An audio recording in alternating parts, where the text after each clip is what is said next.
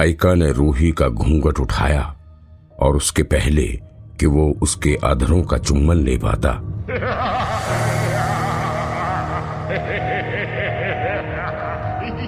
अचानक रूही के जिस्म में सोनू की आत्मा प्रवेश कर गई और उसने साइका को धक्का मारकर पलंग के नीचे गिरा दिया। रूही के जिस्म के कपड़ों को फाड़ डाला और पागलों की तरह चिल्लाने लगा।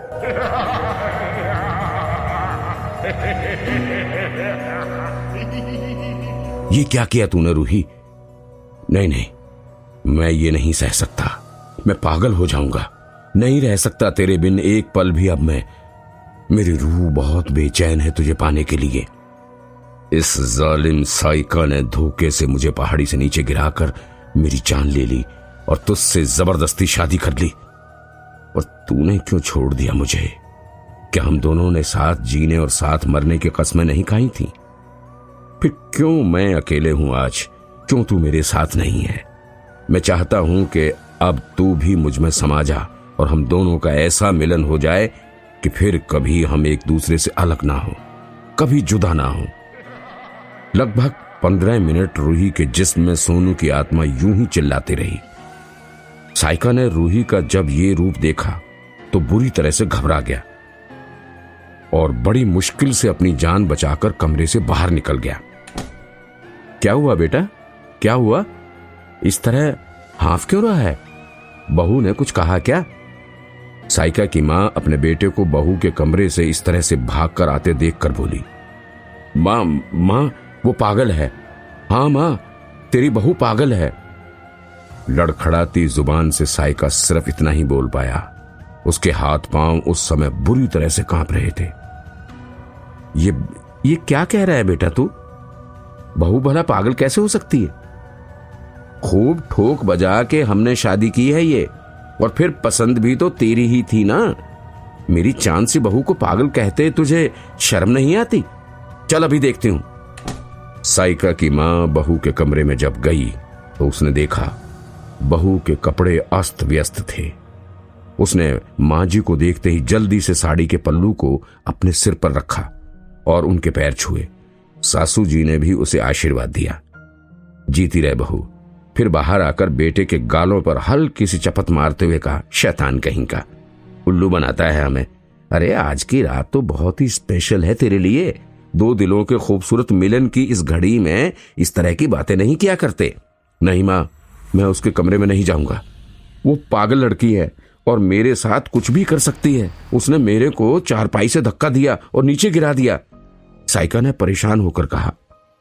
पर मां ने पुचकारते हुए उसे कहा, अरे बेटा, अगर प्यार में उसने तेरे को धक्का दे दिया तो क्या हुआ? ये भी प्यार का ही एक रूप है बेटा, और अक्सर प्यार में ऐसा होता है। जा और जिंदगी के इस सबसे खूबसूरत पल को एंजॉय कर। और मां ने फिर जबरदस्ती उसे बहू के कमरे में धकेल कर दरवाजा बाहर से बंद कर दिया। साइका को दोबारा रूही के कमरे में देखते ही सोनू की आत्मा गरजी, कमीने तू फिर आ गया, अभी बताता हूं तुझे। ऐसा कहकर साइका के गाल पर इतनी जोर से तमाचा मारा उसने कि वो चक्कर खाकर नीचे गिर पड़ा। फिर एक भयानक अट्ठास लगाकर बोला,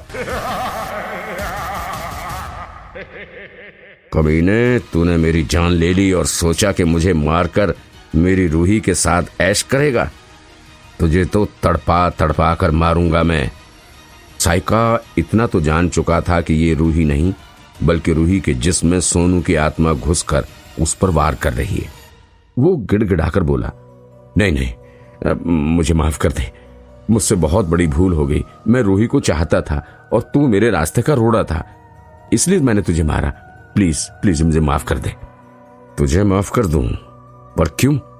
तुझे मालूम था कि मैं रूही को बहुत प्यार करता था और रूही भी मुझे बहुत प्यार करती थी, लेकिन सिर्फ अपने स्वार्थ के खातिर तूने मेरी जान ले ली और दो प्यार करने वाले दिलों को एक दूसरे से जुदा कर दिया। हाँ, अगर रूही भी तुझे प्यार करती होती तब मैं जरूर तुझे माफ कर देता और अपनी प्यार की कुर्बानी दे देता, लेकिन रूही तुझे नहीं, मुझे प्यार नहीं करती थी, मुझे प्यार करती थी। इसलिए तुझे इस जुर्म की सजा जरूर मिलेगी, खौफनाक सजा, ताकि जिंदगी में फिर कभी भी और कोई भी दो प्यार करने वालों को अलग करने का दुस्साहस ना कर सके। सोनू की आत्मा ने उसे कड़ी चेतावनी देते हुए कहा। ये वही सोनू था जो रूही से बेहद प्यार करता था और जिसे साइका ने पिछले महीने धोखे से धक्का देकर एक ऊंची पहाड़ी से नीचे गिराकर हमेशा के लिए मौत की नींद सुला दिया था और उसके बाद उसकी रूही के साथ शादी कर ली थी।